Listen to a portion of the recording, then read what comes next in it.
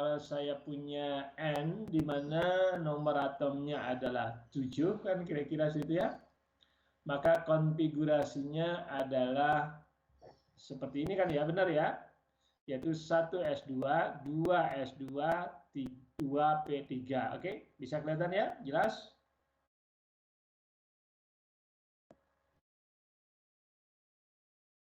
Halo? Bisa Pak, jelas. Nah, kalau saya perhatikan di sini, N, ini kan berkaitan dengan orbital elektron valensi gitu ya. Kalau saya perhatikan ini ada 3 pasang elektron yang belum berikatan kan gitu ya. 3 elektron yang belum berikatan. Nah, kalau kita perhatikan yang belum berikatan ini pasti orbital apa ini, Dek? Orbital 2p ya.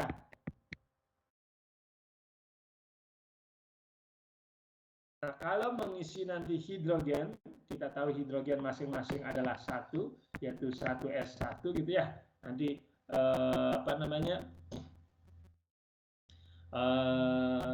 orbitalnya bentuknya bola kan kira-kira situ ya. Sedangkan terakhir di sini yang berikatan nanti dengan hidrogen, kan seperti itu ya, dengan hidrogen. Oke, berarti kan orbital yang overlap itu kan adalah orbital P dari N dan S dari oksigen, dari hidrogen kan kira-kira situ ya. Oke. Nah, kalau saya tuliskan orbital P-nya adalah orbitalnya seperti itu, perhatikan. Oke. Masih ingat ya? Jadi ini adalah PZ misalkan, ini PX, ini PI misalkan. Oke. Di mana masing-masing mengandung 1 elektron. Oke. Nanti kalau berikatan dengan hidrogen, maka akan membentuk seperti itu kan ya. Oke, seperti itu. Jadi nanti ada 2 elektron nanti setiap overlapnya itu. Nah, sudut daripada HNH itu berapa deh kalau seperti ini deh?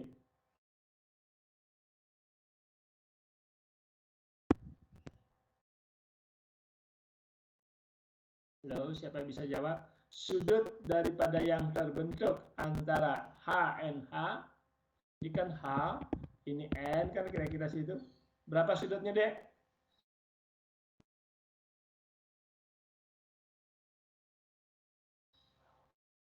Halo, bisa kedengaran suara saya? 120 bukan Pak? Radika, enggak.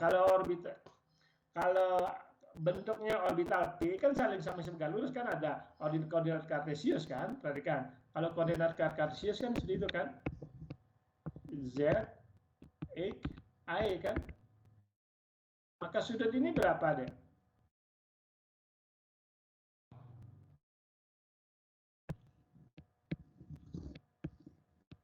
Sudutnya berapa deh? Masa 130, masa 120? Enggak, ini dulu dari orbital P saja. 90, Pak. Nah, 90. Oke. Jadi sudutnya 90. Kalau saya tuliskan orbital P, karena yang overlap kan hanya orbital P saja kan. Oke, orbital 2P dari nitrogen. Ya, perhatikan ini orbital P dari nitrogen, maksudnya ya ada 3, dan orbital S dari hidrogen kan ya ada 3 kan ya, ada 3 hidrogen nanti kan ya. Oke. Nah, kalau seperti ini maka sudutnya adalah 90. Oke. Realnya berapa dek? Hasil percobaan berapa sudut HNH?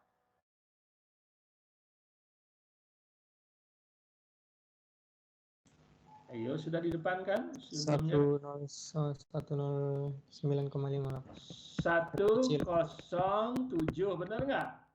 Iya Pak, lebih kecil dari 1,09 karena iya, ada lebih kecil kan ya. Oke.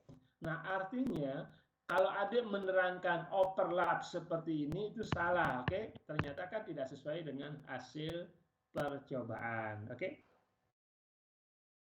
Jadi otomatis kalau overlap langsung daripada orbital P dengan orbital P dari N dengan orbital S dari hidrogen, ya nggak bisa, oke? Nggak bisa dijelaskan seperti ini.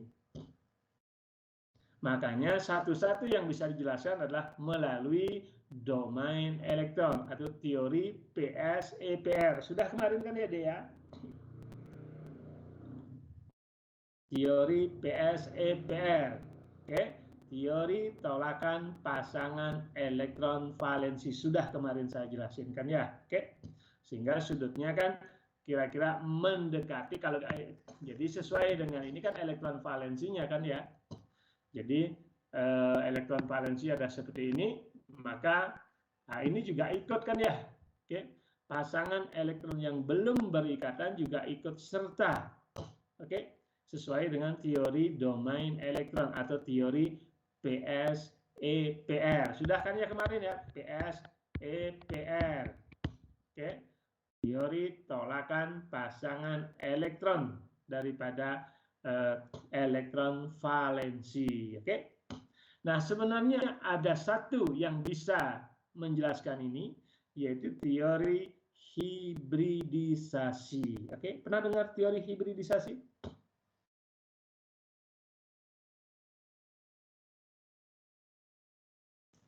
Pernah, Pak.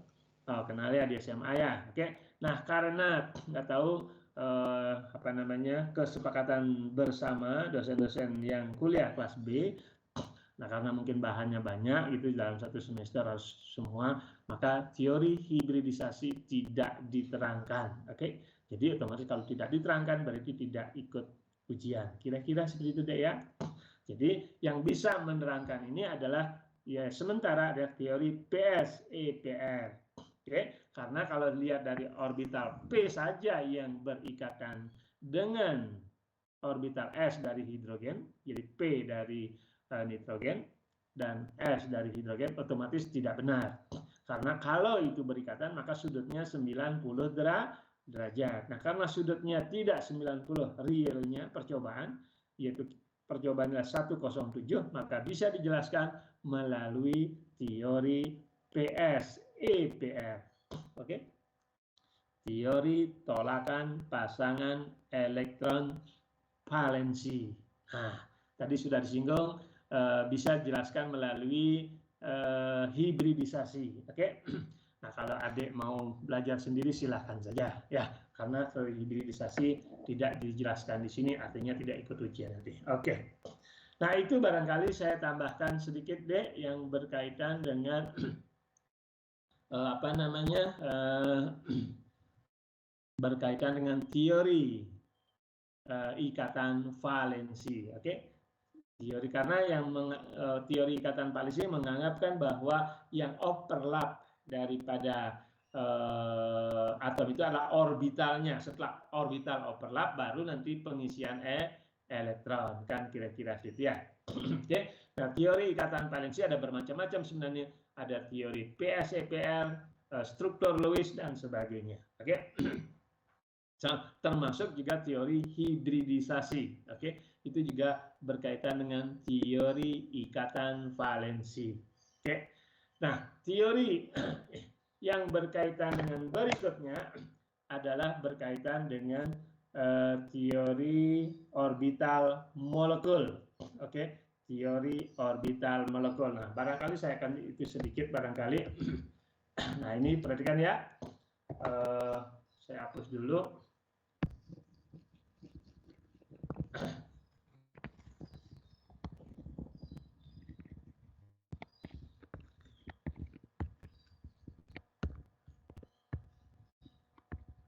Nah, kalau perhatikan ya, ini keterangannya, mudah-mudahan coret-coretan saya tadi bisa. Jadi ikatannya nanti akan seperti ini.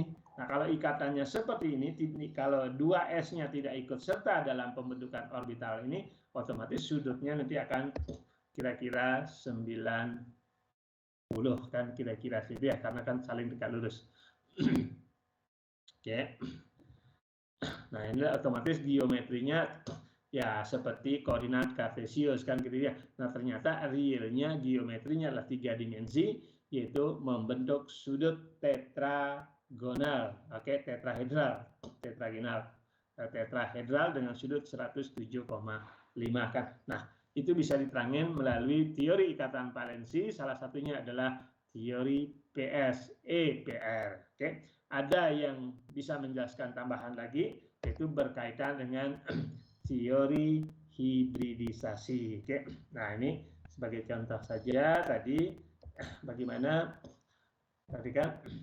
Jadi kalau menggunakan ketiga orbital langsung berikatan dengan elektron dari orbital S hidrogen, maka sudutnya di sini 90 derajat. Oke, bisa ngerti ya?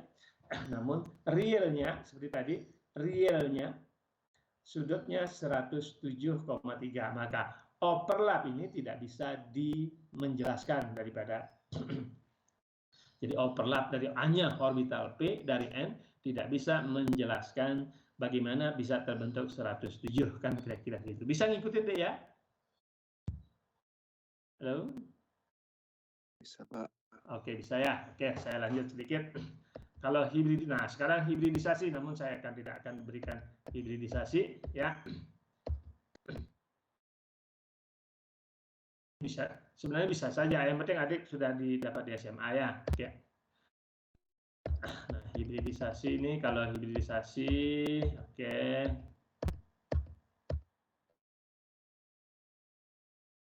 Nah, ini masih hibridisasi. Nah, sekarang kaitannya dengan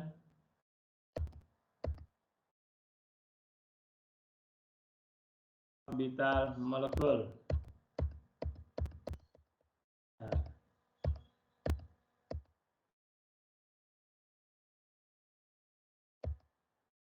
Nah, perhatikan deh. Kita langsung ke kaitannya dengan orbital molekul. Nah, perhatikan. Kalau saya lihat ikatan daripada oksigen O2, oke, maka semua elektron ini berpasangan, benar ya, termasuk juga yang berikatan, termasuk juga elektron bebas. Kita tahu kan oksigen itu nomor atomnya 8, oke, 8. Kalau dilihat dari struktur Lewisnya, lihat daripada struktur Lewisnya kan oksigen ada 6 kan ya, 1, 2, 3, 4, 5, 6. Ini juga sama. Oke, perhatikan ada 6. Apa aja seperti itu. Bisa kelihatan deh? Halo? Bisa ya. Ya, karena dia berikatan, maka struktur Lewisnya adalah seperti ini kan, kira-kira gitu. Nah, kalau kita lihat pasangan elektron di dalam gas O2, semuanya berpasangan ya dia. Oke, semuanya berpasangan. Artinya apa? Kalau dilihat dari sifat kemagnetannya, sudah pernah dengar kan ya? Udah bisa jelaskan kan ya? Kalau lihat dari sifat magnetannya, bersifat diamagnetik atau paramagnetik deh?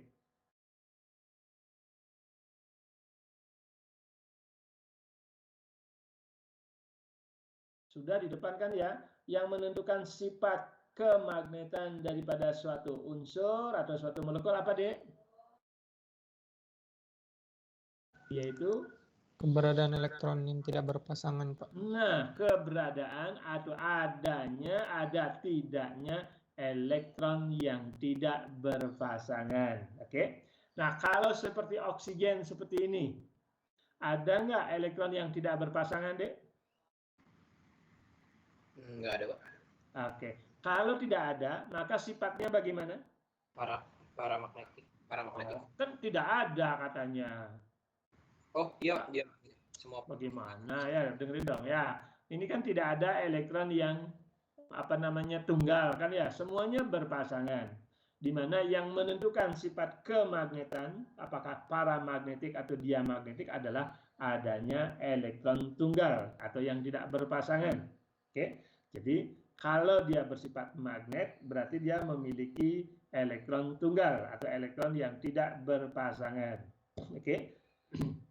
Yaitu yang disebut paramagnetik. Nah, kalau dilihat dari oksigen, oksigen kan tidak memiliki elektron yang tidak berpasangan, ya.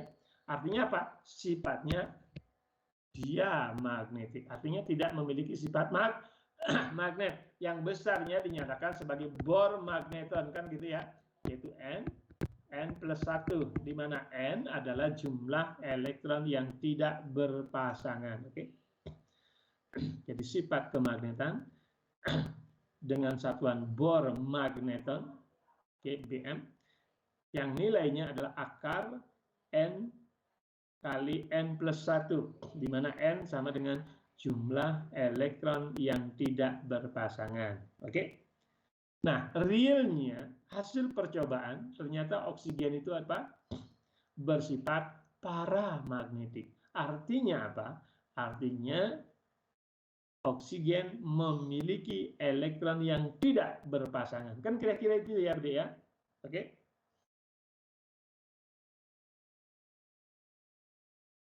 Halo? Iya, Pak. Ya, jadi kenyataannya, realnya bahwa oksigen, gas oksigen ya, memiliki sifat paramagnetik. Berarti ada elektron yang tidak berpasangan. Kalau lihat berdasarkan teori ikatan valensi, teori Lewis, struktur Lewis, maka oksigen bersifat diamagnetik. Nah, realnya kan paramagnetik. Nah, bagaimana menjelaskannya? Nah, tidak bisa dijelaskan dengan teori ikatan valensi. Caranya bagaimana? Yaitu dengan teori orbital molekul.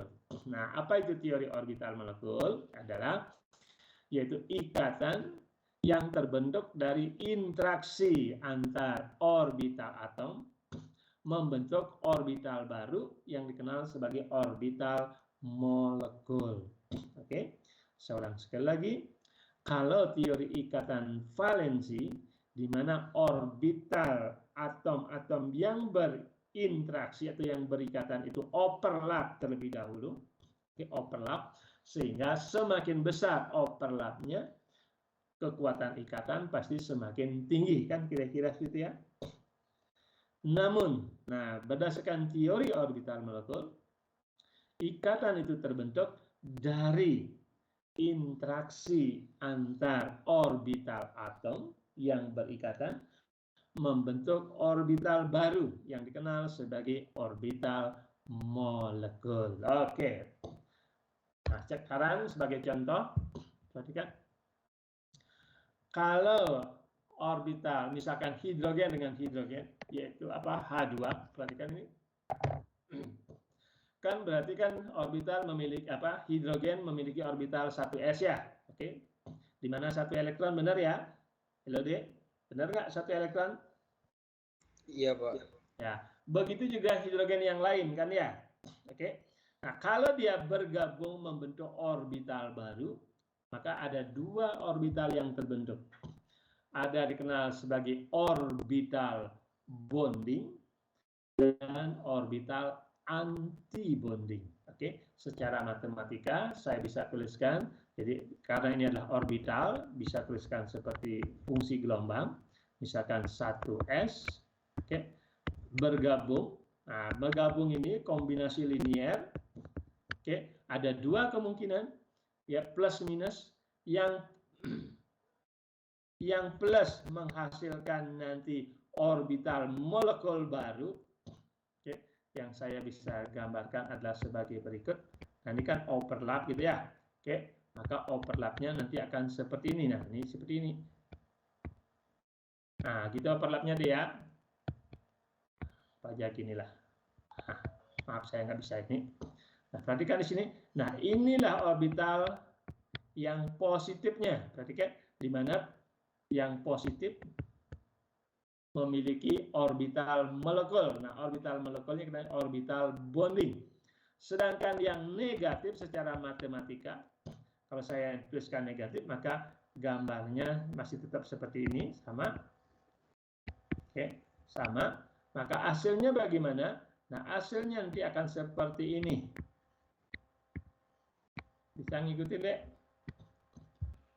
Bisa ngikutin? Halo? Iya, Pak. Diperhatikan, orbital yang di bawah dikenal sebagai orbital bonding atau orbital ikatan, sedangkan orbital yang tingkat energinya lebih tinggi dikenal sebagai orbital anti bonding. Oke.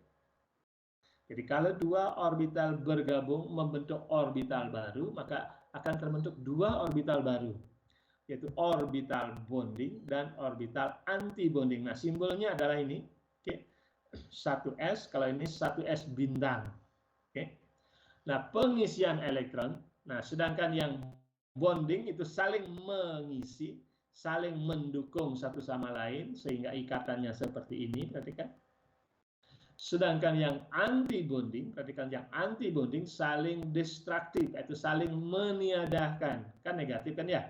Oke, saya bisa tuliskan di sini adalah ini yang negatif berkurang, kalau ini yang tambah, kan kira-kira gitu kan ya. Nah, kalau yang negatif adalah yang saling meniadakan, ini kan interferensi saling meniadakan, maka gambarnya seperti ini, artinya dilepas. Makanya dikenal sebagai anti bonding. Oke, artinya tingkat energinya itu kurang stabil karena tinggi tingkat energinya dibandingkan yang bonding. Oke. Nah, orbital ini dikenal nanti orbital karena berikatan, maka dikenal sebagai orbital 1 sigma 1s. Oke. Sedangkan yang anti bonding dikenal sebagai orbital orbital bintang 1s. Kira-kira seperti itu. Nah, pengisian elektron sama persis dengan konfigurasi elektron. Atau pertama apa? Pengisian elektron dimulai dari tingkat energi yang paling kecil. Kedua, ada aturan Hahn, aturan Pauli, dan seterusnya. Dia masih ingat kan ya konfigurasi elektron? Oke. Nah, sekarang kedua, karena ada 2 elektron total, maka pengisian elektronnya kan masih ada di sini deh ya. Oke. Bisa ngikutin deh? Iya, Pak. Bisa. Oke. Nah, orde ikatan, nah perhatikan orde ikatan. Nah, ini dengan ini bisa kita menentukan orde ikatan, yaitu orde ikatan sama dengan jumlah elektron bonding. Jumlah elektron bonding dikurangi dengan jumlah anti bonding elektron anti bonding dibagi 2. Oke. Ini orde ikatan. Nah, bondingnya berapa? 2. Yang non bondingnya anti ikatannya berapa? 0 dibagi 2 berarti apa? Jadi orde ikatan antara H dengan H adalah 1. Oke, bisa ngikutin? Bisa, Pak. Oke, ya. Nah, sekarang perhatikan sini. Nah, saya langsung nih. Saya hapus saja lagi nih karena ini udah ada tulisannya. Diperhatikan, ini penting. Orbital molekul bonding memiliki tingkat energi yang lebih rendah. Oke. Dan karena lebih rendah tingkat energinya berarti lebih stabil ya, oke, dibandingkan dengan orbital anti bonding. Oke. Dibanding dengan orbital anti bonding. Oke, saya kira nggak masalah. Kemudian orbital anti bonding memiliki tingkat energi lebih tinggi, oke, dan kurang stabil dibandingkan dengan orbital bonding. Oke, kira-kira seperti itu. Jadi saya ulang sekali lagi. Jadi kalau ada orbital atom, sebelum berikatan dia bergabung terlebih dahulu, membentuk 2 orbital baru, yaitu orbital bonding dan orbital anti bonding. Oke. Nah, setelah itu baru dilakukan pengisian sesuai dengan aturan yang kita kenal, yaitu Aufbau, aturan Hahn, ya, eksklusi Pauli dan seterusnya. Oke, saya kira ini sudah ya. Nah, perhatikan ini kaitannya dengan tadi kaitan panjang gelombang. Nah, kalau panjang gelombang digabung sedemikian rupa ada 2 kemungkinan. Ada yang saling menguatkan dan ada saling meniadakan. Oke. Nah, perhatikan ini. Kalau misalkan antara 1 dan 2 ini fasanya sama bergabung, berarti nanti akan saling menguatkan kan kira-kira itu ya. Oke. nanti akan terbentuk yang bonding dan nah, kalau yang ini bagaimana? Ini kan pasanya berbeda. Oke. Perhatikan. Ini nanti akan hasilnya, perhatikan yang 1 dan 2 ini hasilnya seperti ini karena pasanya sama. Tapi kalau yang di sini, perhatikan yang 2, kalau dikurangkan maka nanti akan diperoleh saling meniadakan. Nah, ini yang biasanya dikenal sebagai anti bonding, sedangkan ini dikenal sebagai bonding. Kira-kira seperti itu deh. Ya, ada yang fungsi gelombang yang saling menguatkan, itu biasanya jumlah secara matematika. Sedangkan orbital molekul yang saling meniadakan biasanya dikurangi secara matematika. Oke, yang dikenal sebagai orbital anti bonding. Oke, saya kira nggak masalah. Nah, contoh yang lain adalah yang 2s. 2s juga sama ya.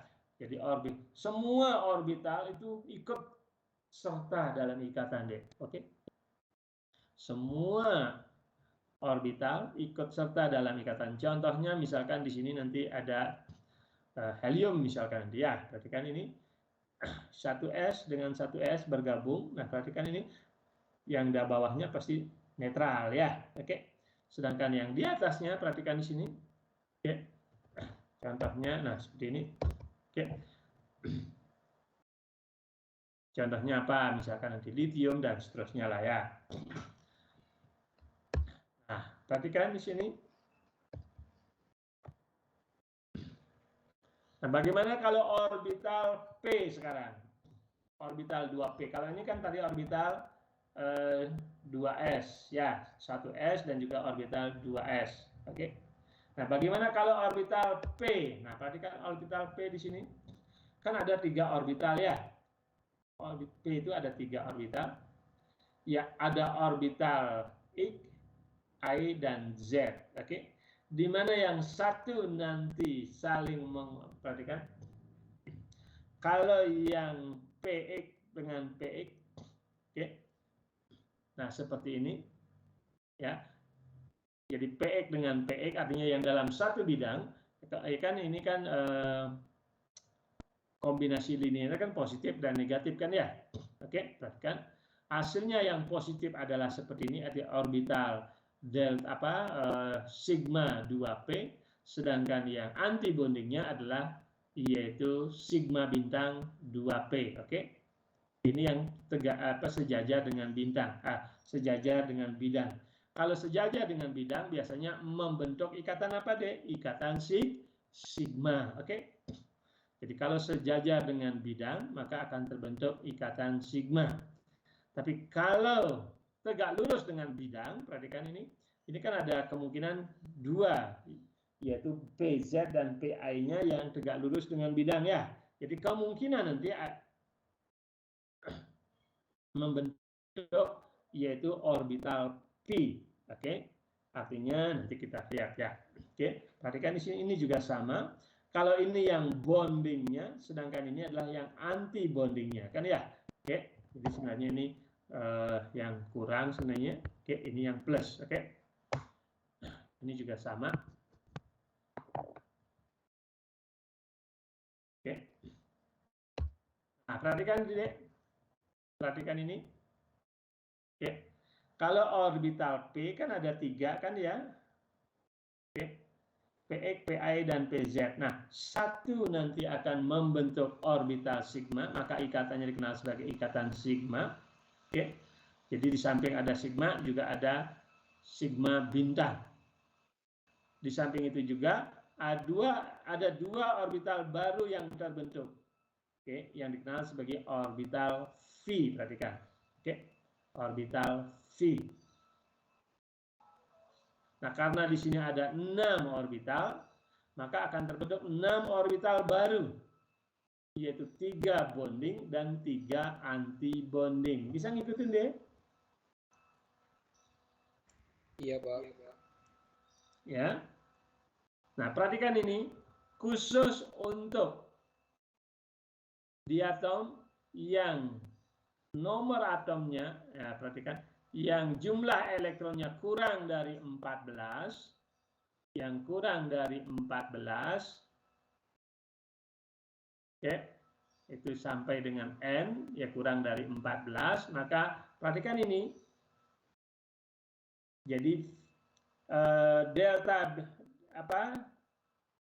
orbital sigma 2 px-nya ini, oke, seperti ini. Oke, nanti bisa saja bentuknya seperti ini. Misalkan saya tuliskan.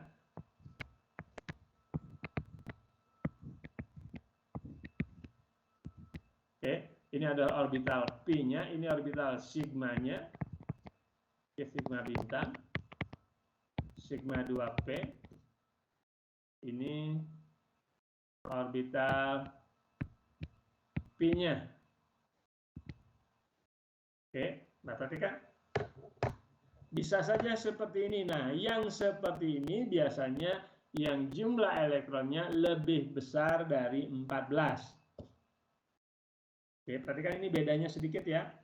Kalau ini kan sigma 2px-nya ada di sini, sedangkan 2 bintangnya ada di atasnya, paling atas. Kalau ini kan beda, perhatikan.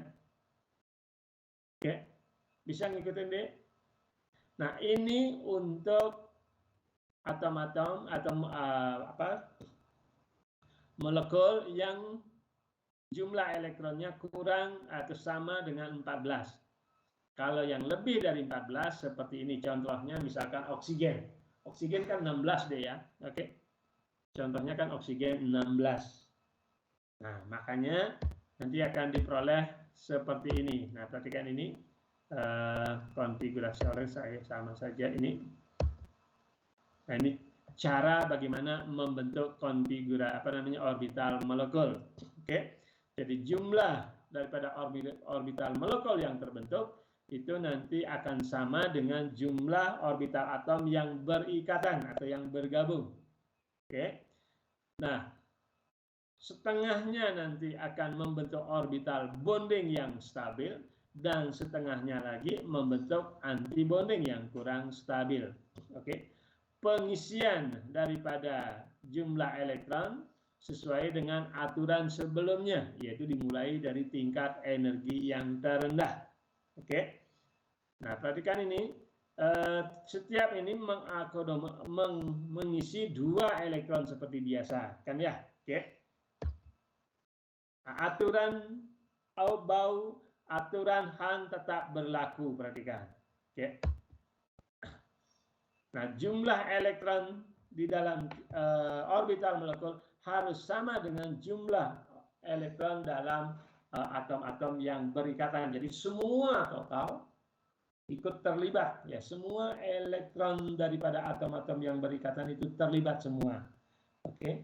Kalau teori valensi, elektron yang terlibat dalam ikatan elektron apa deh?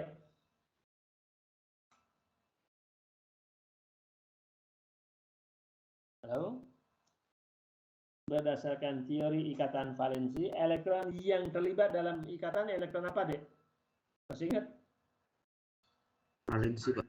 Oke, elektron valensi. Oke. Nah, tetapi sebaliknya, kalau teori MO, elektron yang terlibat dalam ikatan apa deh? Pembentukan orbital molekul.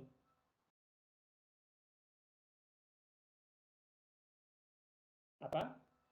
Semua elektron, perhatikan ya, semua elektron dalam atom itu terlibat di dalam kaitannya dengan orbital molekulnya. Itu bedanya deh ya, bisa ngikutin deh. Halo? Iya, Pak. Bisa ya? Itu perbedaan antara teori ikatan valensi dengan teori orbital molekul, oke? Nah, kalau teori ikatan valensi, maka orbital atom yang overlap saja nanti akan berperan dalam ikatan, oke? Dan elektron valensi saja yang nanti akan berperan di dalam suatu ikatan, yaitu kalau kaitannya dengan teori ikatan valensi. Oke. Jadi orbitalnya overlap, nah itu yang menentukan nanti kekuatan ikatan. Beda dengan teori orbital molekul. Oke.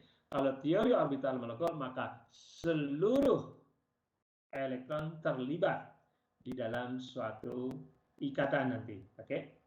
Dimana sebelum berikatan tersebut harus orbitalnya membentuk orbital baru sebanyak orbital atom yang berikatan.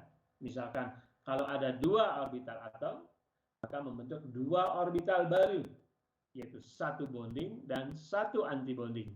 Oke, yang bonding tingkat energinya lebih rendah berarti lebih stabil, dan antibonding berarti yang tingkat energinya lebih tinggi atau kurang stabil. Oke.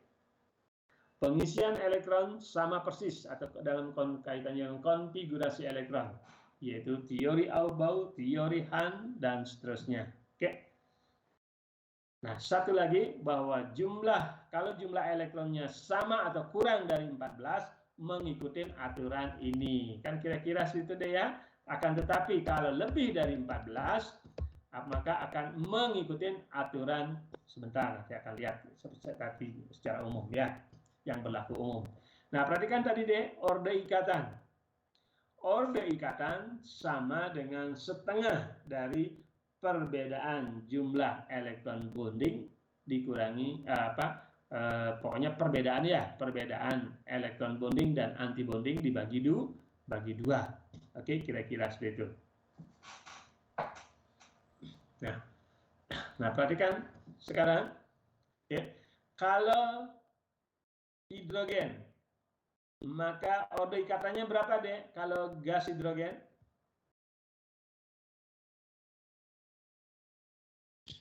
1, Pak. 1. Kalau H2+, nah ternyata H2+ itu ada di alam deh, oke? Walaupun tidak stabil, oke? Karena kenapa? Ikatannya ada. Berapa orde ikatan H2+ deh? 1/2, Pak. 1/2 setengah, oke? Nah, helium juga ada kan ya, helium 2, oke? Helium 2. Nah, perhatikan di sini orde ikatan helium 2 berapa deh? 0, Pak. 0. Nah, kalau 0 ada nggak di alam helium 2 deh? Tidak ada, Pak. Ternyata tidak ada, cocok dengan ini, oke? Itu maksudnya ya. Jadi helium 2+ itu ada karena orde ikatannya berapa ini deh? Helium 2+.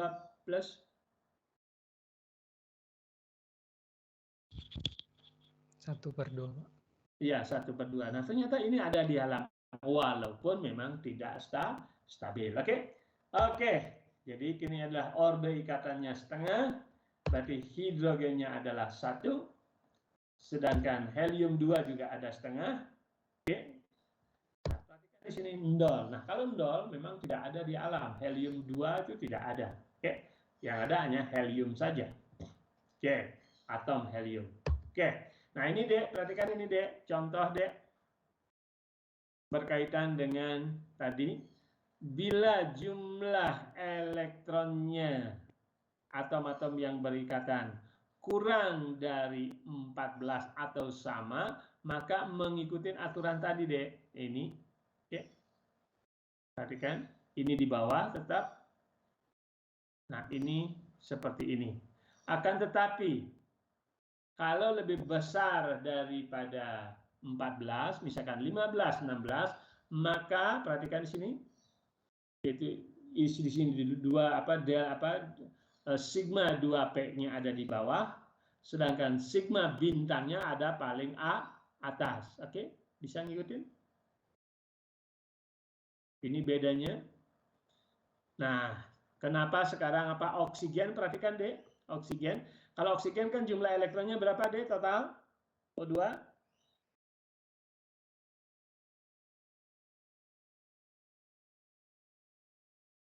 16. 16, oke, 16 sekarang. Perhatikan, karena 16, maka tingkat-tingkat energi daripada orbital molekulnya seperti ini deh, oke? Perhatikan. Nah, terutama yang di sini ya, terutama yang di sini. Jadi, perhatikan ini yang sigma V, orbital V-nya itu ada di daerah sini, V dan V bintangnya, perhatikan. Nah, kalau disusun pengisian elektronnya karena ada 16 ya seperti ini, 2, 2, 2. Nah, perhatikan ini 2, 2 berarti netral. Nah, perhatikan ada 2 elektron yang tunggal. Perhatikan, ada 2 elektron yang tunggal. Artinya apa? Maka oksigen di sini bersifat bagaimana, Dek?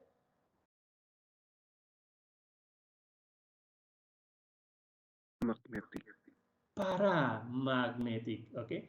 Paramagnetik. Kalau tidak memiliki sifat magnet, namanya diamagnetik, oke? Nah, dengan teori orbital molekul inilah, oke, kita bisa menjelaskan bahwa oksigen bersifat paramagnetik, oke? Namun kalau hanya berdasarkan teori ikatan valensi seperti struktur Lewis, seperti teori PSEPR, termasuk juga hibridisasi, ternyata oksigen tidak memiliki elektron tunggal. Artinya apa? Bersifat diamagnetik.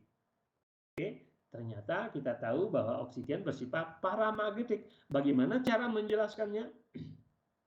Nah, cara menjelaskannya dengan cara teori orbital molekul, oke, yaitu ikatan kovalen berdasarkan teori orbital molekul.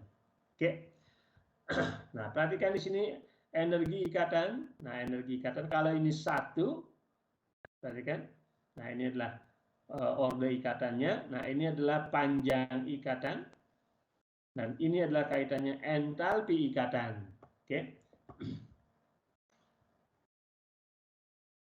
Nah, kalau ini memiliki oksigen memiliki orde ikatan berapa, Dek?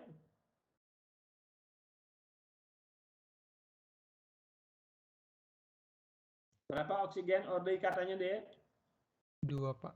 2. Kan bisa kan ya menghitung setengah dari yaitu jumlah elektron bonding dikurangi dengan jumlah elektron anti bonding. Oke, 2. Kalau nitrogen 14, perhatikan nitrogen 14 berarti apa namanya?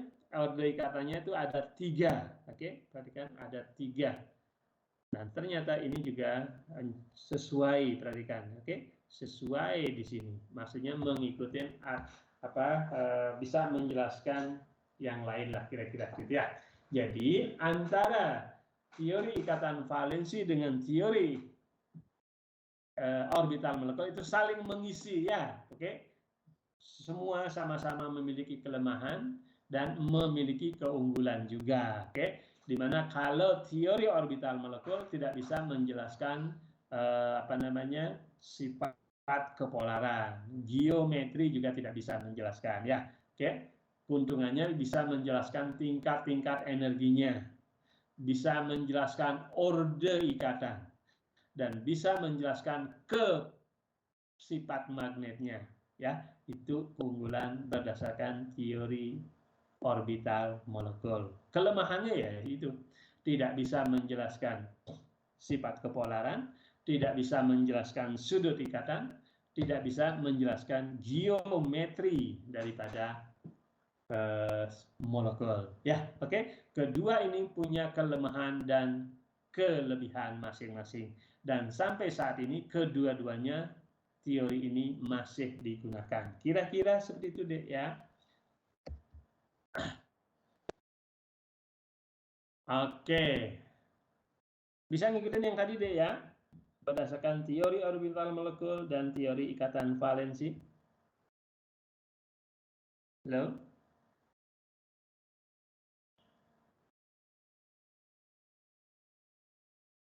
Saya bisa lanjut? Lanjut. Lanjut ya. Nanti kalau adik-adik bisa mengisi ini kan, contoh ini kan ya, oke. Ini contohnya lah ya, nah bisa slide-nya kan sudah dikasih juga kan ya, sudah ada di EduNet dan sebagainya ya. Kaitannya dengan sifat maksudnya cara bagaimana terjadinya orbital molekul, oke, untuk atom-atom yang homo atau unsur-unsurnya sama, kira-kira segitulah ya. Nah, sementara yang unsurnya berbeda belum dijelaskan ya, karena ada di tingkat 2 atau tingkat 3 yang lebih advance ya. Ini kan baru yang unsur-unsurnya sama, oke? Dan jumlah elektronnya kurang dan lebih dari 14 kira-kira seperti itu. Oke, nah sekarang saya lanjutkan dengan elektron yang terdelokalisasi, oke? Artinya tidak tertentu, tidak terlokalisasikan kira-kira dia. Nah ini kalau saya punya benzen, tahu benzen kan ya? Oke, benzen. Jadi C6, H6 kira-kira situ ya. Oke, saya bisa tuliskan, bisa saya tuliskan seperti ini. Jadi ada ikatan rangkap. Saya bisa juga tuliskan seperti ini.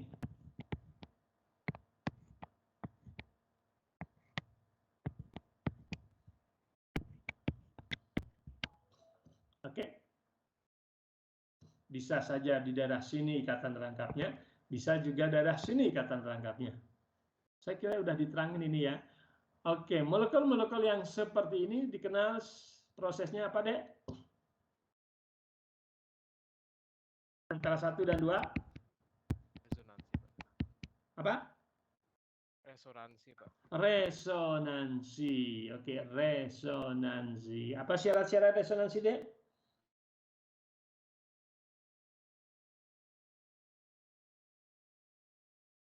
Posisi atom sama, Pak, tapi Posisi atom sama, oke. Terus elektronnya yang berbeda. distribusi elektronnya yang berbeda, oke. Nah, senyawa 1 dan senyawa 2 dikenal sebagai apa, Dek? Nama senyawanya apa?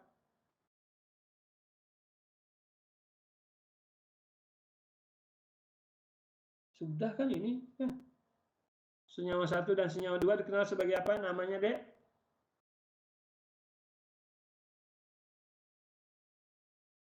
Yo, jangan dilupakan ya. Kita udah diterangin. Dikenal sebagai Benzen apa? aduh, benzen. Iya, nama senyawanya benzen ya. Ini kaitannya dengan resonansi katanya tadi kan ya. Di Isomer mana antara bukan, Pak? senyawa 1 dan 2 itu kan beresonansi. Tadi sudah disebutkan syarat resonansi bahwa atom-atom posisinya tetap tidak berubah. Yang berubah distribusi elektronnya. Kan gitu tidak terjadi kan? Nah, sekarang yang senyawa 1 dan senyawa 2 ini dikenal sebagai apa, Dek? Namanya apa? Isomer bukan, Pak? Aduh, isomer. Tolong lihat catatannya sebelumnya, oke? Pernah nggak saya kasih tahu hibrida resonansi? Pernah nggak? Nah, ini adalah hibrida resonansi yang pertama, ini yang kedua. Contohnya kalau salah CO3-2, sudah kan ya? Itu ada berapa hibrida resonansi, Dek? Ada 3. 3 kan sudah kan, oke? Jadi senyawa tersebut memiliki 3 hibrida resonansi. Nah, senyawa sebenarnya ada di mana, Dek? Misalkan benzen. Di antara keduanya, Pak. Nah, di antara keduanya kan kira itu ya. Jadi senyawa nama itu hibrida, oke? Hibrida resonansi, oke? Nah, biasanya senyawa-senyawa yang memiliki resonansi, semakin banyak resonansi, energinya lebih rendah atau lebih tinggi dibanding yang tidak memiliki resonansi, Dek?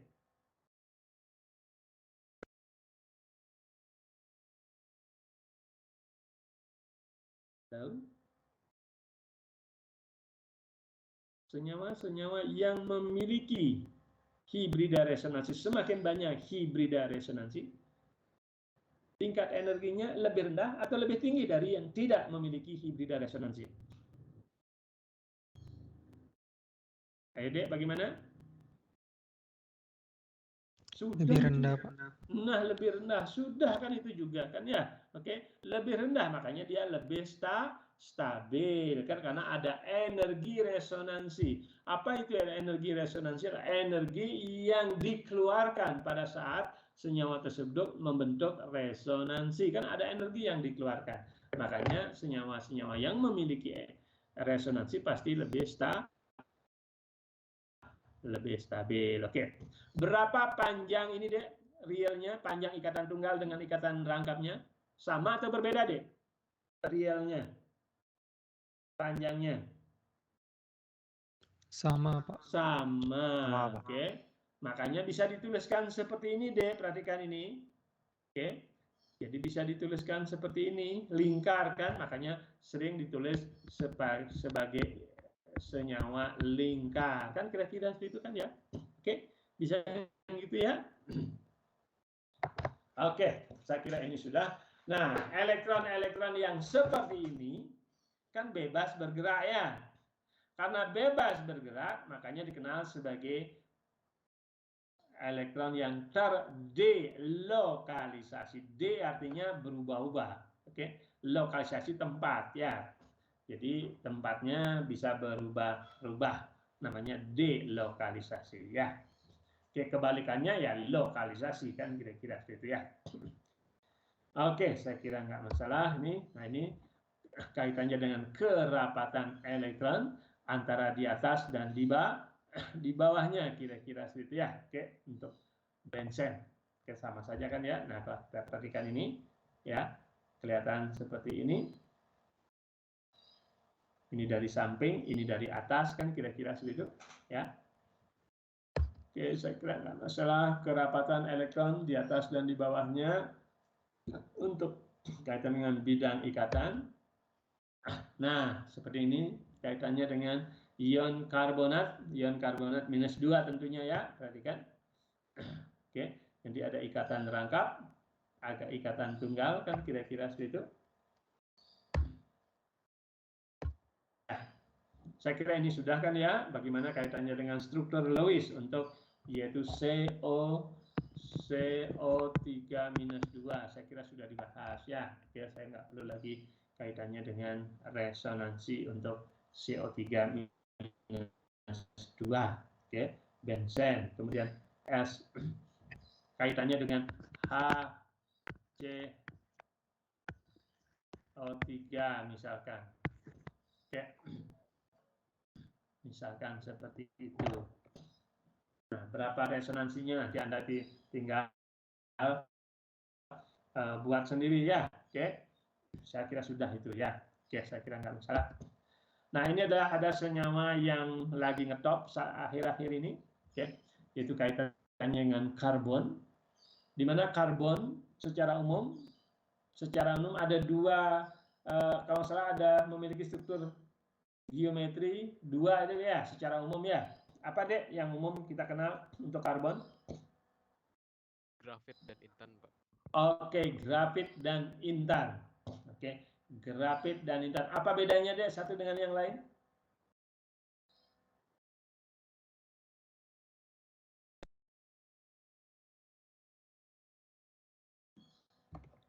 Apa bedanya? Saya matikan ini takutnya videonya ya.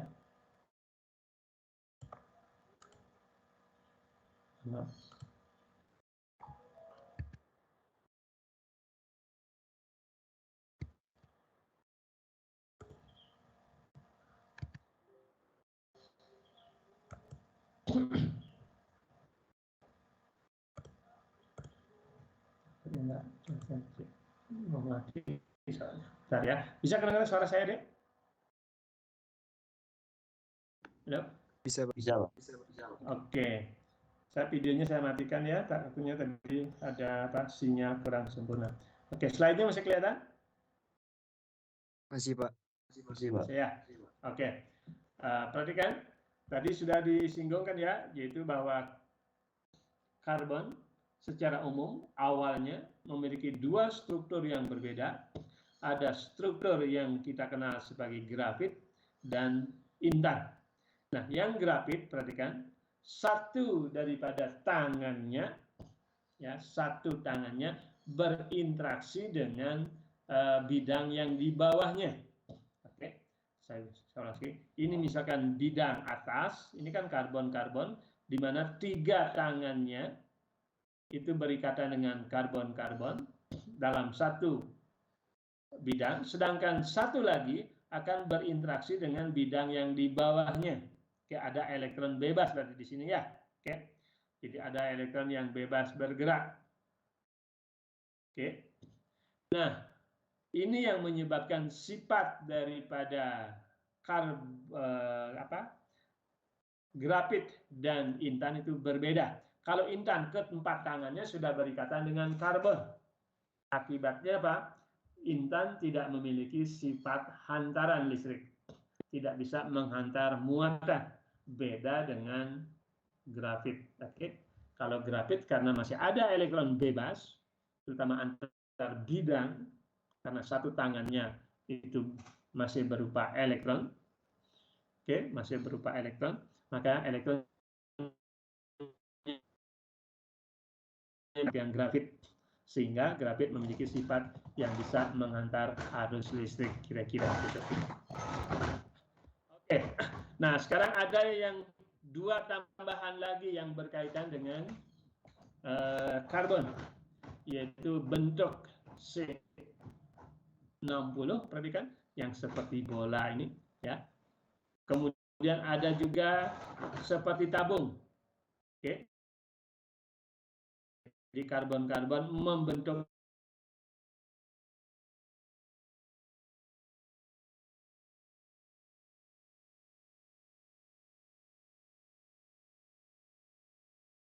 tarik ke bidang material, ya, ke bidang material nanti bisa saja belajar berkaitan dengan ini, oke?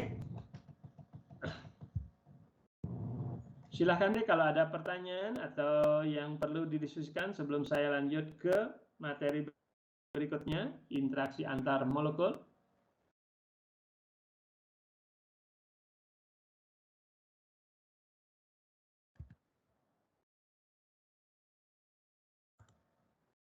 Tidak ada ya?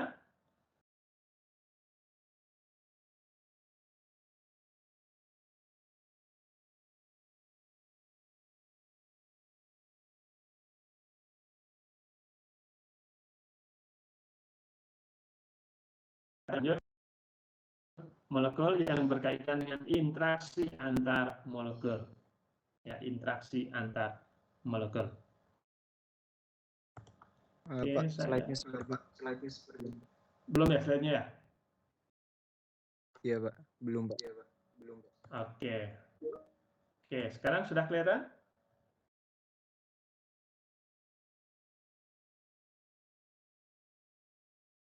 Sudah, Pak. Slide-nya? Sudah ya. Oke. Nah, interaksi antar molekul. Kalau yang kita bahas tadi, gaya atau interaksi antar atom yang satu dengan atom yang lain, kan kira-kira gitu ya.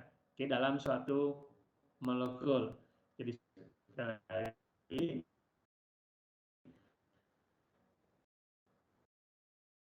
yang kita bahas berkaitan dengan ikatan di mana membentuk ikatan, kan kira-kira gitu ya. Nah, sekarang beda. Nah, dalam molekul antar molekul sendiri nanti ada interaksi. Oke. Interaksi satu sama lain. Nah, yang kita bahas ini adalah interaksi antar molekul. Oke. Interaksi antar molekul. Oke, apa saja? Nah, sebelum menginjak lebih lanjut, yang menentukan fasa atau wujud daripada suatu zat, oke, apakah cair atau gas, kira-kira itu yang menentukan nanti adalah yaitu kondisi lingkungan daripada sistem yang bersangkutan. Misalkan tekanan, apakah suhu, dan sebagainya. Oke. Nah, yang dimaksud dengan fasa wujud ya adalah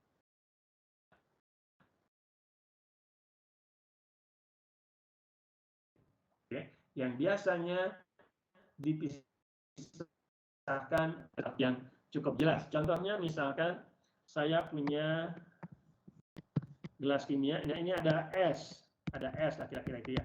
Ini ada air. Bisa nggak bedain di antara es dengan yang airnya sendiri?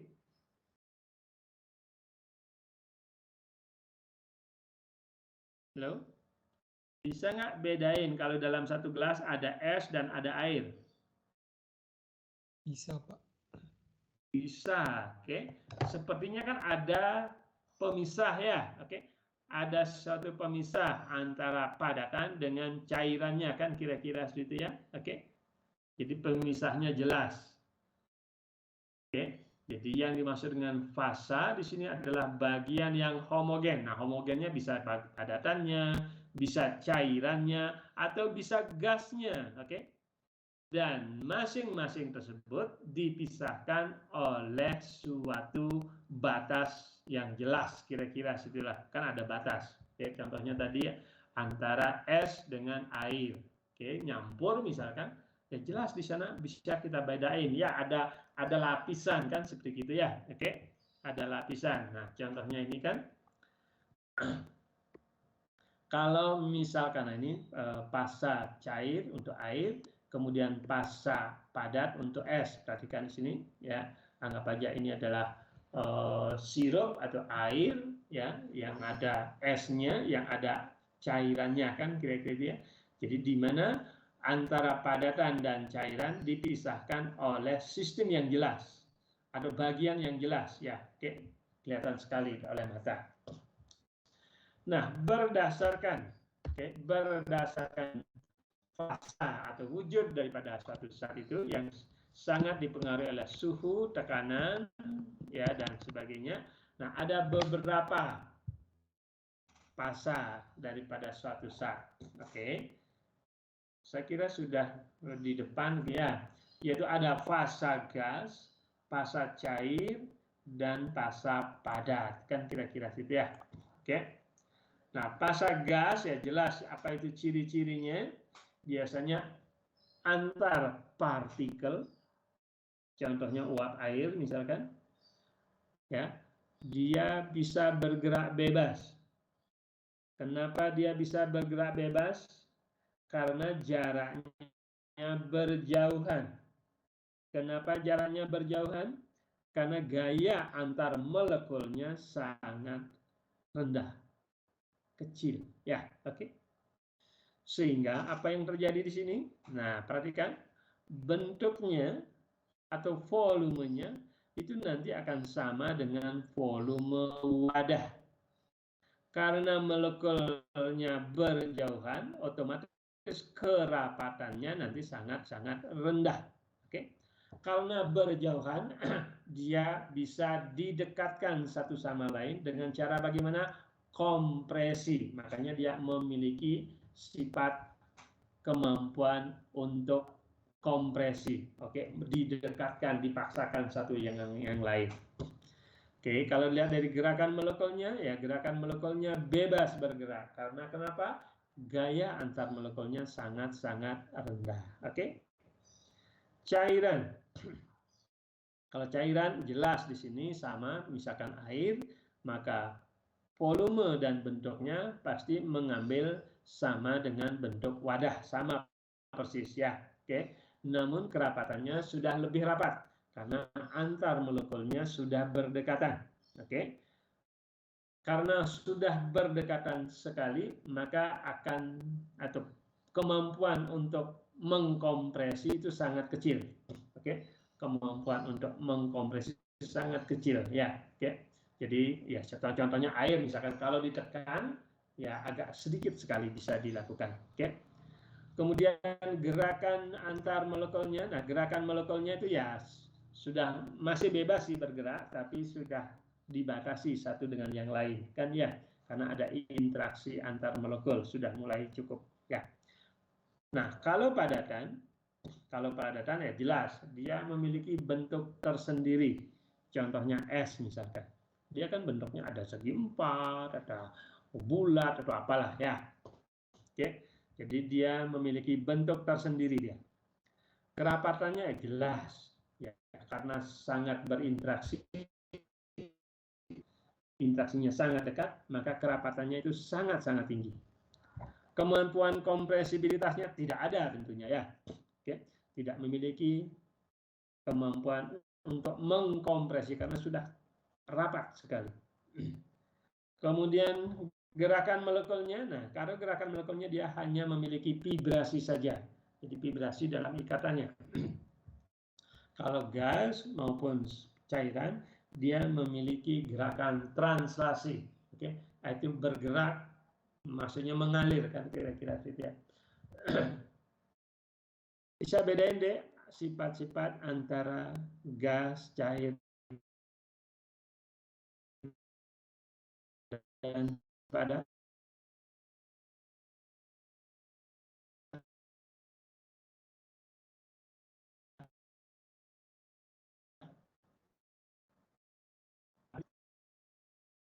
Saya lanjut deh. Ada pertanyaan sampai di sini?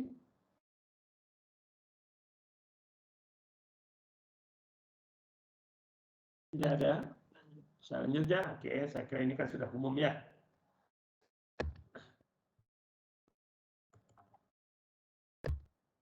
Nah, sekarang gaya antar molekul yang membedakan satu dengan yang lainnya. Sekali lagi, yang membedakan tadi fasa, padat, cair, dan gas adalah yaitu gaya antar molekul.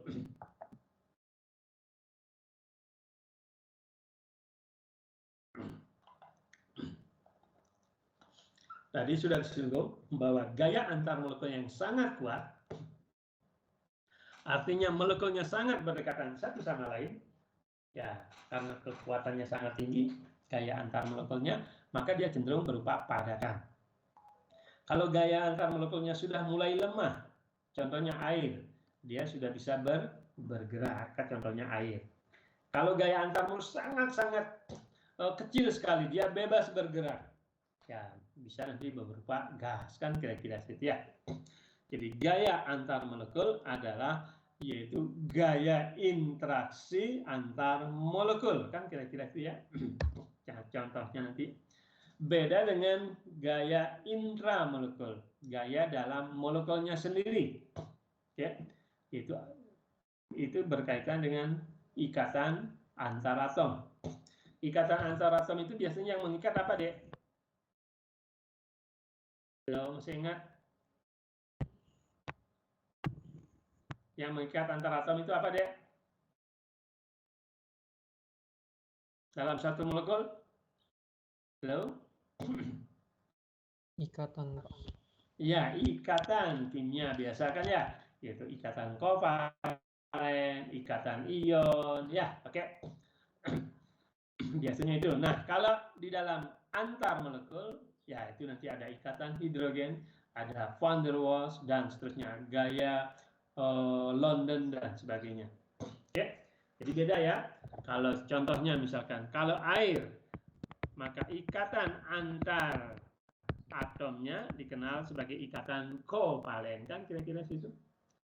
Kemudian kalau antar molekul air, nah antar molekul air, tadi kan ini antar molekul titik-titik ini, nah, maaf, kok salah nih.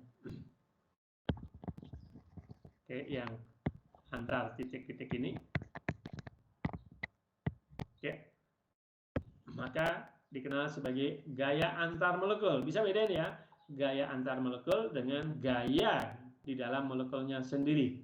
Kalau gaya dalam molekulnya sendiri, di dalam molekul itu berupa ikatan apakah kovalen, apakah ion, dan seterusnya. Kalau antar molekul, nah ini dikenal sebagai ikatan hidrogen ya. Oke, contohnya ini ya. Oke, apa yang membedakan antara ikatan antar molekul dengan intramolekul? Oke, yang pertama ya jelas energinya. Oke, energinya. Nah, contohnya adalah penguapan. Oke. Penguapan air. Oke. Nah, penguapan air apa artinya itu? Yaitu memisahkan antara air dengan air. Oke. Memisahkan antara air dengan air. Ya, dari cair menjadi uap. Kan kira-kira itu artinya diperlukan energi, yaitu dikenal sebagai energi penguapan. Kan kira-kira seperti itu. Nah, kalau energi intramolekulnya, perhatikan beda kan? Perhatikan ini. Kalau tadi gaya antar molekulnya hanya 41 kilojoule, per mol. Akan tetapi kalau ikatan O dan H di sini beda ya. Itu hampir 930 kilojoule untuk memutuskan ikatan OH di sini. Oke. Hampir berapa kalinya itu? Beda dengan yang di sini. Antar molekul hanya 41 kilojoule. Kalau di sini hampir 900-an lebih. Oke. Berarti apa? Secara umum bahwa gaya antar molekul jauh lebih lemah dibandingkan yaitu gaya di dalam molekulnya sendiri. Oke. Jadi sekali lagi, gaya di dalam molekulnya sendiri intramolekuler yaitu adalah kaitannya dengan ikatan kimia, apakah ikatan kovalen maupun ikatan ion. Oke, ikatan logam boleh saja kan ya. Oke. Nah, beda dengan ikatan antar molekul, yang mempengaruhi nanti fasa wujud zat. Itu jauh lebih lemah dibandingkan dengan gaya di dalam molekulnya sendiri. Saya kira contohnya ini sudah jelas. Penguapan. Ya, penguapan air tentu adalah memisahkan molekul air dengan molekul air. Hanya diperlukan 41 kilojoule per mol ikatan. Per mol ikatan ini. Beda dengan memutuskan ikatan yang di sini, intramolekul, itu hampir 900 lebih ya. Oke. Nah, pengukuran gaya antar molekul apa saja? Nah, ini sangat mempengaruhi titik didih.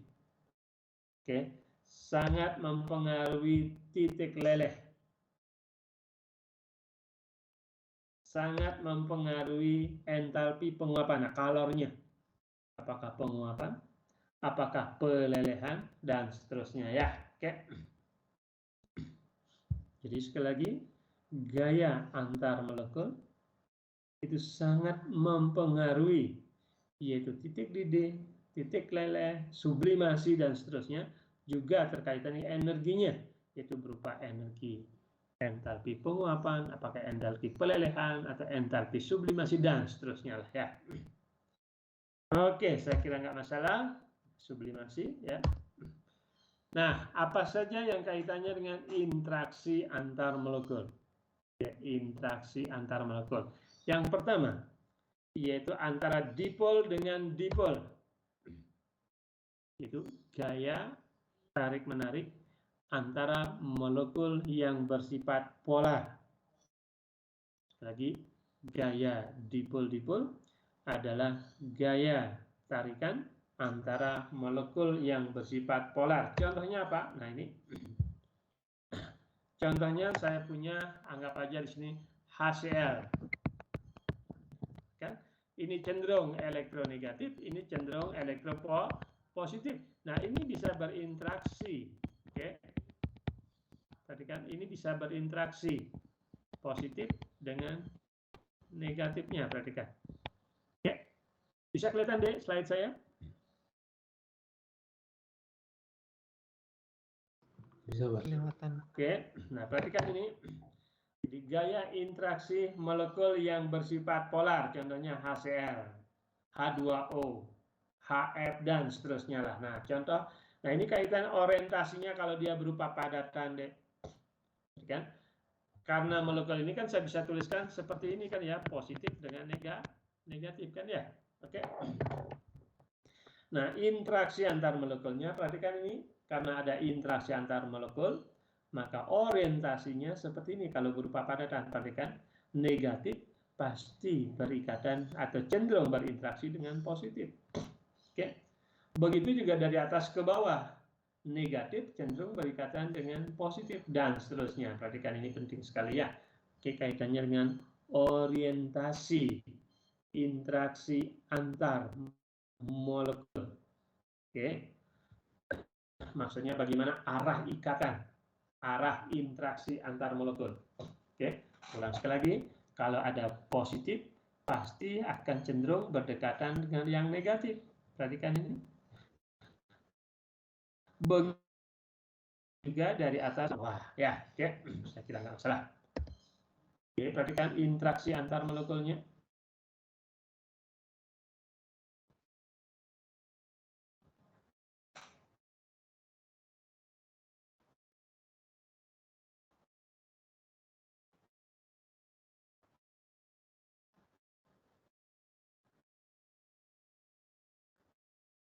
Negatif deh.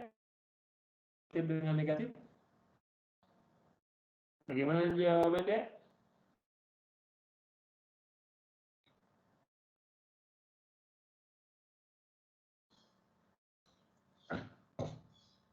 Halo, apakah ada interaksi nggak? Kalau ini kan negatif dengan positif, positif dengan negatif, dan seterusnya. Nah, sekarang pertanyaan saya, mungkin nggak terjadi interaksi antara positif dengan positif atau negatif dengan negatif? Iya Pak, tolak menolak. Oke ya, bisa saja terjadi interaksi. Nah, interaksinya tolak menolak, bukan interaksi tarik menarik ya. Oke, oke, saya kira nggak masalah. Nah, tadi adalah dipol dengan dipol. Sekarang adalah ion dengan dipol. Oh, kalau ion itu apa? Pasti senyawa ion ya. Kalau dipol pasti berkaitan dengan senyawa kovalen polar. Kan kira-kira situ ya, masih ingat ya? Jadi kalau ion pasti berkaitan dengan senyawa ion. Kalau dipol pasti berkaitan dengan senyawa kovalen yang bersifat polar. Oke, contoh diberikan. Oke, itu gaya interaksi. Oke, tarik menarik antara ion dengan molekul yang bersifat polar. Perhatikan contoh NaCl. NaCl kan berupa ikatan ion, perhatikan. Sedangkan anggap aja ini adalah HCl, boleh saja kan? Oke, anggap ini adalah HCl. Oke, bisa saya hapuskan H-nya, ini Cl-nya kan kira-kira itu kan? Nah, perhatikan orientasinya. Jelas, negatif pasti akan berinteraksi dengan ion yang bermuatan positif. Oke? Nggak mungkin yang positif dengan ion yang bermuatan positif. Nggak mungkin ya, pasti bisa. Kaitannya dengan tolak menolak. Perhatikan. Kalau yang negatif kaitannya dengan molekul bersifat polar, itu interaksi antara dipol dengan ion. Oke, saya kira nggak masalah. Oke, positif dengan negatif ya berdekatan kan kira-kira itu kayak interaksi yang dikenal sebagai ion dengan dipol, negatif dengan positifnya. Perhatikan orientasi di sini ya, antar molekul polarnya, perhatikan nggak mungkin antara positif dengan positif atau negatif dengan negatif. Oke. Nah, ini orientasinya. Nah, sekarang contoh yang paling ini adalah molekul air. Ini kan air ya, dengan ion natrium. Oke. Nah, interaksinya perhatikan. Kalau oksigen dengan natrium, perhatikan. Natrium plus ya. Oke. Ya, jelas terjadi interaksi tarik-menarik. Nah, apakah yang mana lebih kuat? Perhatikan. Kira-kira kenapa ini lebih kuat yang di bawah deh?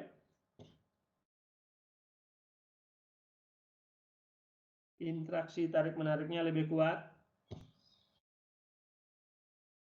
Karena muatannya. Oke, karena muatan. Kita tahu oksigen di sini cenderung elektronegatif kan ya? Oke, cenderung memiliki muatan negatif.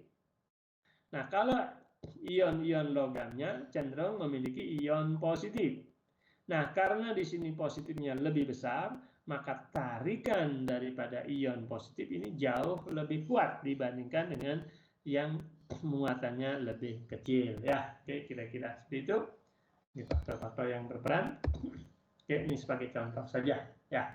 Jadi natrium gaya tarikannya lebih lemah dibandingkan Mg. Oke, begitu juga Mg ini lebih lemah dibandingkan aluminium misalkan ya, misalkan. Jadi muatan sangat berperan. Perhatikan orientasinya deh, kita jangan sampai salah. Nggak mungkin hidrogennya berinteraksi dengan muatan positif. Karena kita tahu hidrogen bermuatan cenderung memiliki muatannya akan positif ya dibandingkan dengan oksigen. Kaitannya dengan keelektronegatifan. Oke, saya kira nggak masalah. Berikutnya, kaitannya gaya dispersi. Nah, apa itu gaya dispersi? Yang dimaksud dengan gaya dispersi adalah gaya tarikan yang disebabkan oleh dipol yang terinduksi. Oke. Apa itu dipol terinduksi? Nah, tadinya dia tidak memiliki dipol. Namun, setelah dekat dengan ion atau molekul yang bersifat polar, maka dia memiliki dipol yang tidak permanen atau temporer. Oke. Kalau ion tadi tidak ada atau molekul polarnya tadi tidak ada, dia akan kembali tidak memiliki dipol. Nah, dipol yang demikian dikenal sebagai dipol terinduksi.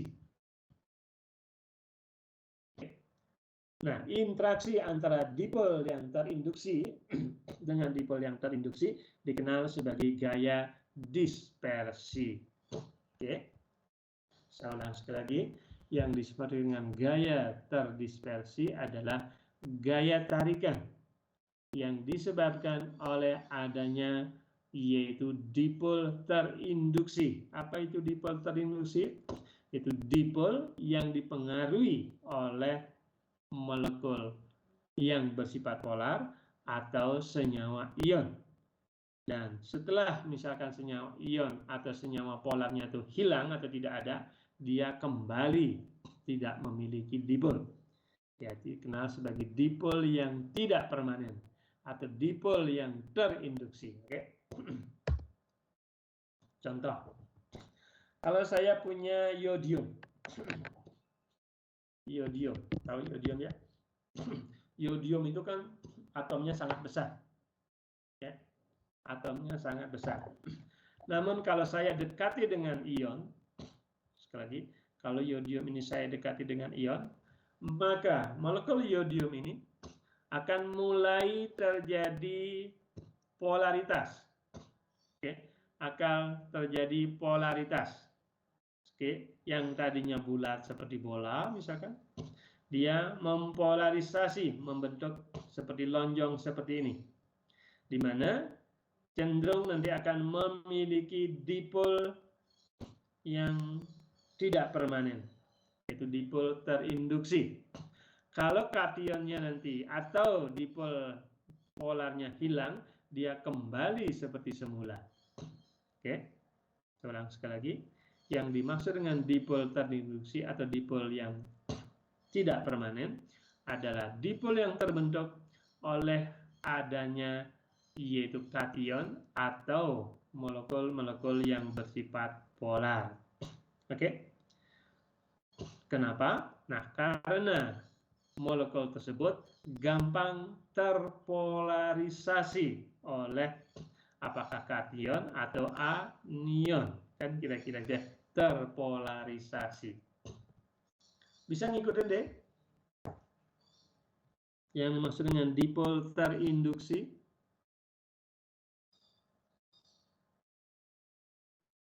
Nah, sekarang gaya interaksi yang terbentuk dari dipol yang terinduksi dengan dipol yang terinduksi, nah itu dikenal sebagai gaya dispersi. Oke. Nah, ini interaksi ion dengan dipol terinduksi. Oke.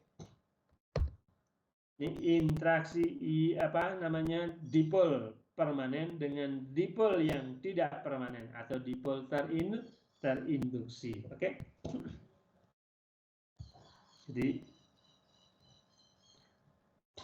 Jadi dipol terinduksi adalah suatu dipol yang nanti bisa kembali atau hilang dipolnya kalau unsur atau atom-atom yang mempengaruhi itu sudah tidak ada atau yang mempolarisasi tidak ada.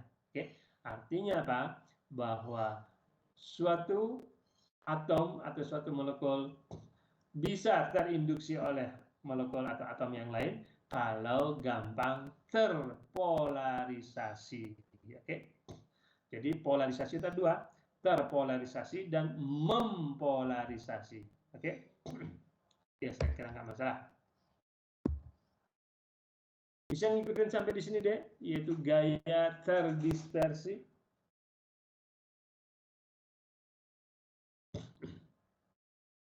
Bisa, Pak. Oke, kita lanjut ya. Kita lagi dikit. Nah, perhatikan interaksi dipol terinduksi dengan dipol terinduksi.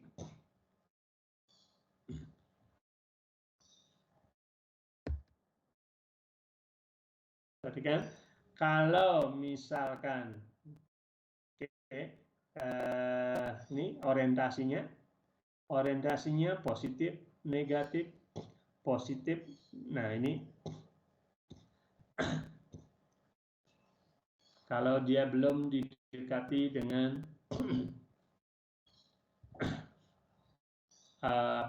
induksi yang lain kan gitu ya. Jadi orientasinya ya ini akan bisa hilang lagi kalau molekul yang menginduksinya tidak ada lagi, kan kira-kira ya. Ini sebagai contoh saja. Nah, sekarang apa saja yang mempengaruhi? Ya, apa saja yang mempengaruhi terutama gaya atau dipol terinduksi? Perhatikan. Itu ada kemampuan polarisasi. Ada dua, yaitu mampu terpolarisasi dan mampu mempolarisasi. Kan kira-kira seperti ya.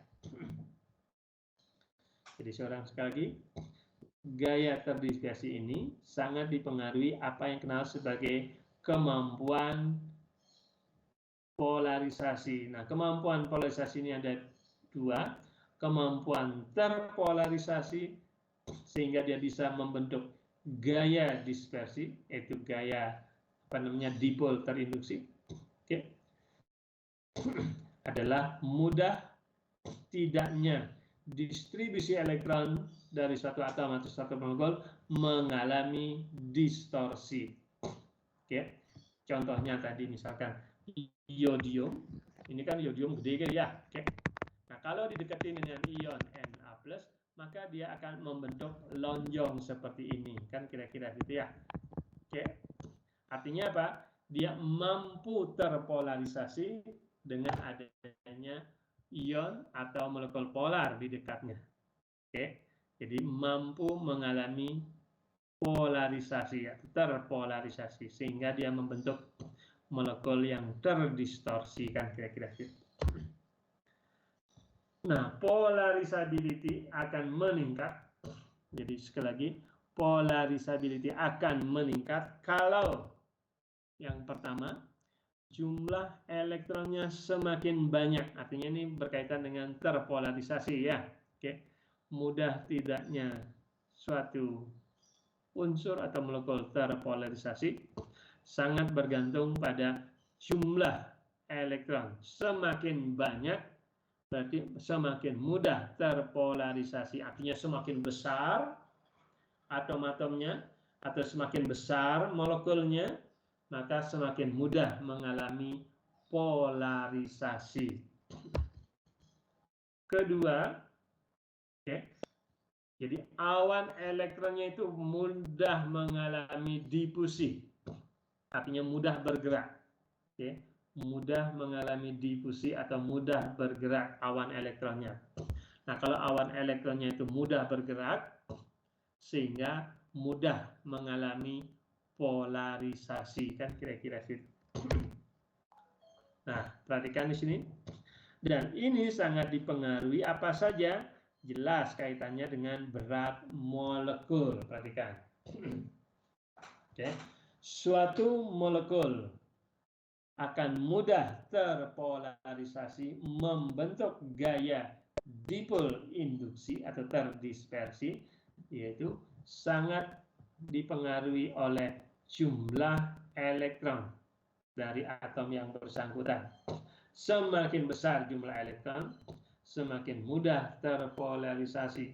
Dan yang kedua, kaitannya dengan mudah tidaknya elektron atau awan elektron bergerak. Ya, misalkan tadinya nyampur, dia bergerak ke kiri ke kanan, misalkan membentuk yaitu polarisasi, kan kira-kira itu ya. Nah, kalau kita perhatikan di sini, kedua ini sangat dipengaruhi oleh berat molekul. Jadi gaya dispersi ya umumnya akan meningkat dengan massa molekul atau massa molar. Contoh, ya. Perhatikan di sini dari CH4, CF4 dan seterusnya. Perhatikan ke sini berat molekulnya kan semakin besar, benar ya? Dimana karbonnya sama kan? Yang berbeda kan ini HF, CL, Br dan sebagainya. Semakin ke bawah, semakin mudah daripada terpolarisasi, kan gitu ya. Semakin mudah terpolarisasi. Artinya semakin mudah terbentuk yaitu dipol terinduksi. Semakin mudah terbentuk dipol terinduksi, maka apa yang terjadi? Interaksinya akan semakin kuat antar molekulnya. Kalau interaksinya semakin kuat, ya jelas melting atau titik lelehnya semakin besar. Oke, bisa ngikutin deh? Perhatikan, saya ulang sekali lagi. Semakin besar berat molekul, semakin mudah elektronnya terpolarisasi. Oke, semakin mudah bergerak, terpolarisasi, sehingga semakin mudah terbentuk dipol terinduksi. Kalau semakin mudah terbentuk dipol terinduksi, apa yang terjadi? Maka mudah membentuk gaya dispersi. Dengan adanya gaya dispersi, apa yang terjadi? Ya, titik leleh, titik didih, dan seterusnya tentu akan semakin meningkat. Kira-kira seperti itu deh. Bisa ngikutin ya?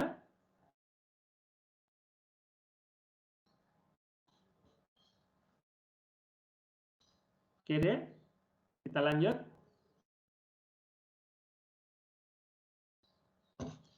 Oke, saya lanjut ya. Bisa kedengaran nih suara saya? Bisa, Pak. Oke, saya lanjut ya. Jadi adanya gaya dispersi sangat dipengaruhi oleh adanya dipol terinduksi. Oke, dipol terinduksi sangat dipengaruhi oleh yaitu semakin semakin banyaknya adanya elektron. Kemudian semakin mudahnya gerakan daripada elektron, difusi elektron. Dan itu nanti akan dipengaruhi oleh berat molekul, kira-kira seperti itu. Oke, perhatikan ini saya kira sudah. Oke, kira-kira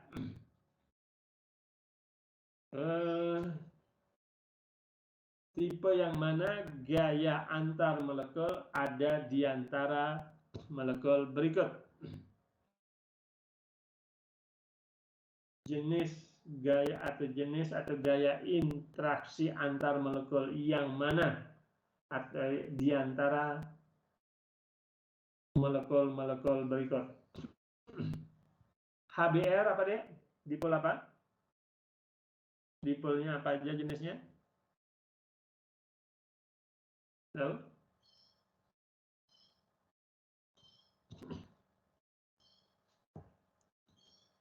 Gaya antar molekulnya HBr, gaya antar molekul apa dia?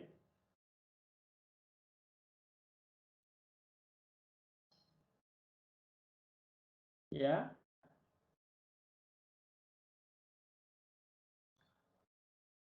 Siapa yang jawab?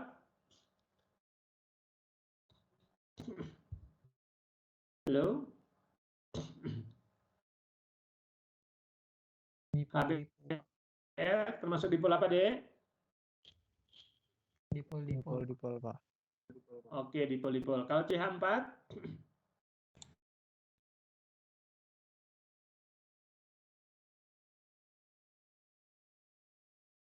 Tadi sudah kan? Kalau SO2?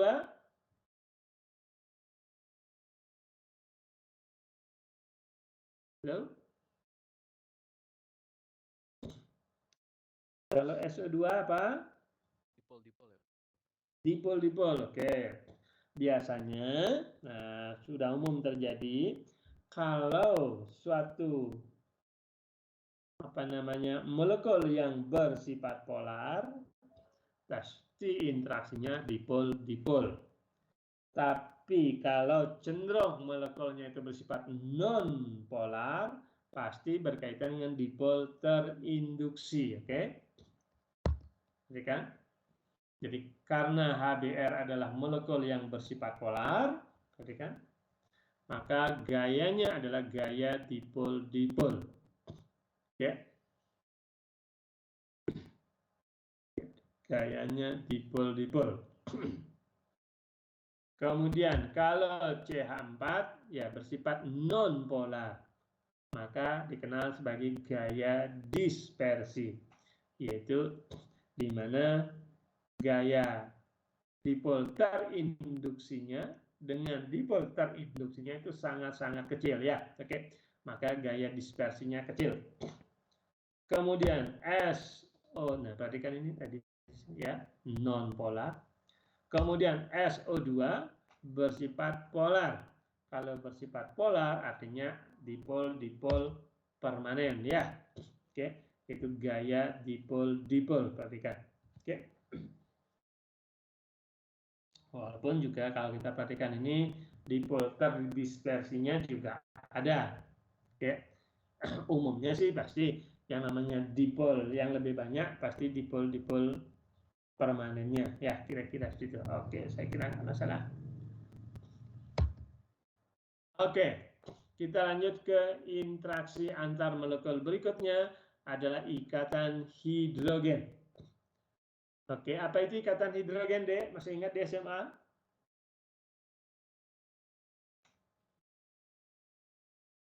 Interaksi antara hidrogen dengan atom yang polar-polar yang sangat elektronegatif. Oke, kurang lengkap. Siapa yang bisa bantu?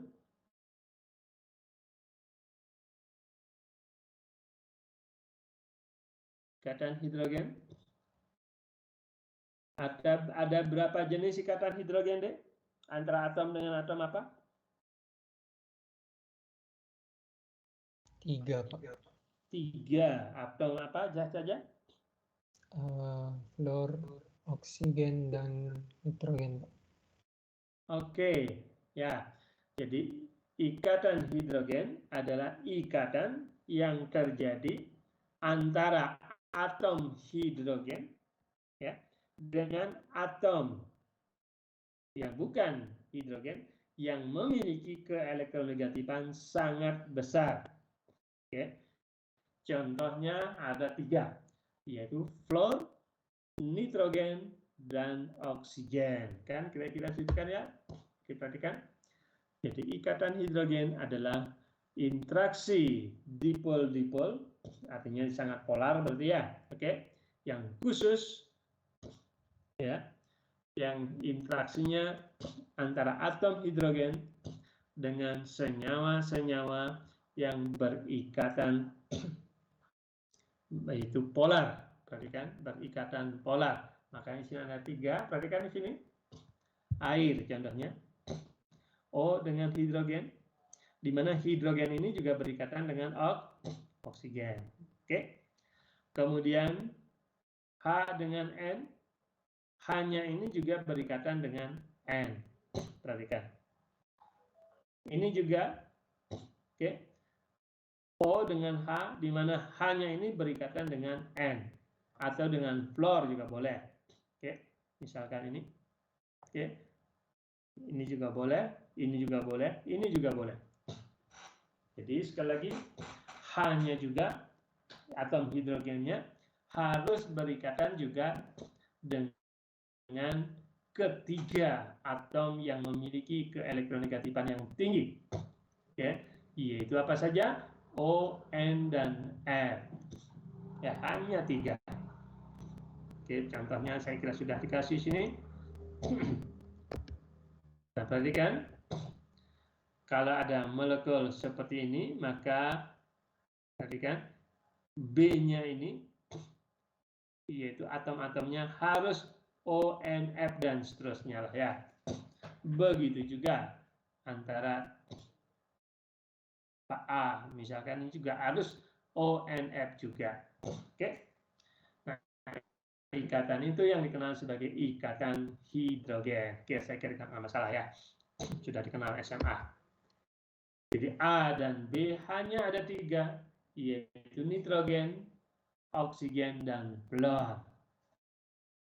Oke, saya kira waktu nanti saya lanjutkan berikutnya, yaitu pengaruh ikatan hidrogen terhadap molekul itu bagaimana. Ya, nanti saya akan lanjut.